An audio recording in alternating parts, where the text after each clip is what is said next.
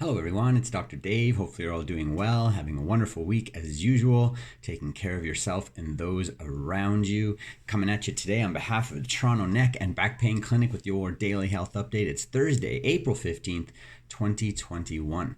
Going to look at 6 areas of health and wellness today as per usual, and somewhere around this video you can read through all 6 areas of what we're going to talk about today. And if you would like a copy, you can DM us on social, send us an email, give us a call at the clinic. We'll be sure to get that to you. Not going to treat, diagnose, prevent, or cure any illness or disease with our time together today. However, we do promise to share with you the latest and greatest in the research and literature when it comes to some of the new health and wellness information out there, so that it can pique your interest in taking care of yourself and those around you, which is always time and effort well spent. So the Journal of Perinatal Medicine, March 2021, has a very specific a piece of research that they looked at and information. They looked at preterm births and how they can be tied to household chemical exposure, especially flame retardants. And these are chemicals called polybrominated diphenyl ethers, ethers, PBDE. And they're finding that it can have an impact on childbirth if a mom is exposed to them early on in the pregnancy or throughout the pregnancy. And it just goes to show you that our environment plays a strong role in our health and wellness. So infertility actually has been linked to chemical exposure like this and increased environmental toxins around the globe.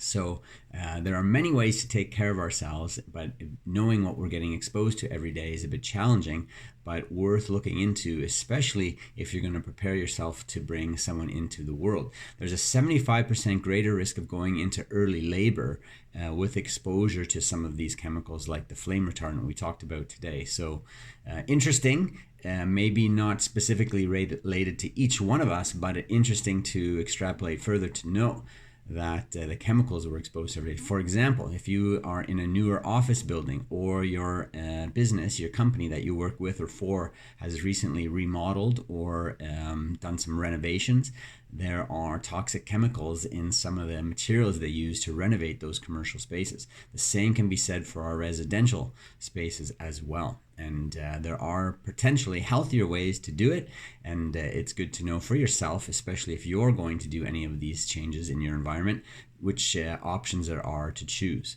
In fact, I think in California, I may be wrong, I'm just guessing, but just as an example, they prohibit, I think, I can't remember, one state is either mandatory or they prohibit the flame retardants in the mattresses. I think because of smoking, and if you are a smoker, you need to obviously want to have a flame retardant mattress, but those chemicals in there that make it safe can also be bad for us. So there's a lot of choices in order to make what we do every day safe and how we do it, and it has implications. So no answers, just very interesting to talk about, something for you to think about and to look into. There are some good books out there about environmental toxins and how to clean up your home and or workspace to make it a little more environmentally friendly, not only for the environment, but for you and your body's environment.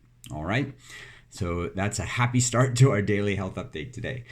The American Cancer Association, April 2021, talked about eating for a healthier colon. They want you to avoid things like ulcerative colitis, Crohn's disease, and irritable bowel. So they want you to add plant-based foods to your diet, limit your red meat consumption, avoid added sugars, increase your fiber intake, and choose whole grains. Sounds like a great strategy overall for not only many health conditions, but also just preserving health and wellness. To preserve your brain health, the Journal of Gerontology says you should stay fit and have some fitness in your life.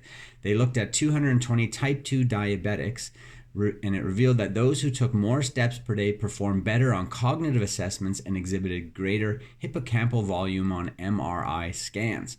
So not only did they do better on cognitive assessment, but parts of their brain seemed to remain with less atrophy or deterioration because of their fitness. So engaging your body will engage your mind, and it's all connected and a good way to take care of yourself. That brain health can also affect your fall risk, according to the journal Psychology. Health and Medicine, March 2021. Injuries from falls dramatically reduced the mobility and independence of older adults. They looked at 147 seniors, and it revealed those with a combination of depression and mild cognitive impairment were more likely to suffer a serious fall. So taking care of your mind and your mental health is worth not only your ability to stay on the ball, if you will, but also to help you avoid a fall later on in life. Another thing you'd like to preserve is probably your vision. The American Academy of Ophthalmology, April 2021, says that although not all eye diseases can be prevented, they think that to protect your eyes, there are many things you can do to try and decrease the risks, like wear sunglasses, don't smoke, eat a healthy diet, get regular eye exams, use eye protection, know your family history for ophthalmological disorders, practice safe use of contact lenses, and avoid eye fatigue with frequent breaks from computer use. That's a big one.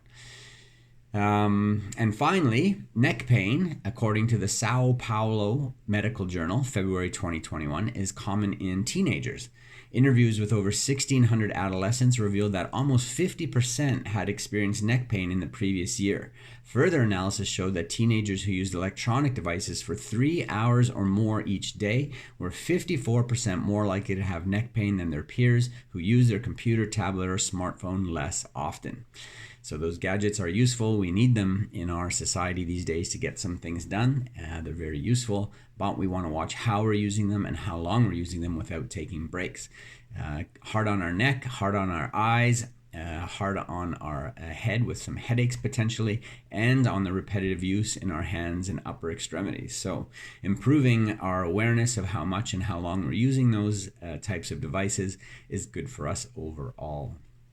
So some great information today to take into consideration for your own health and wellness and for the health and wellness of those around you. Hope you enjoyed it. It's the last video for the week. We'll catch up with you Monday next week with the next video, but we will have a written format for you tomorrow. Keep an eye out for that, and feel free to share it with those people you know, especially these videos. They're not that long, and you don't need to catch it every day, but as many days as you can throughout the week, or catch up on a couple on the weekends, and stay plugged into that health and wellness information. It'll motivate you, inspire you, perhaps, maybe entertain you, but at least get you thinking about your own health and wellness, which is always a good thing to think about. All right, enjoy your Thursday, enjoy the rest of the week, be well, and we'll catch up with you soon. Take care.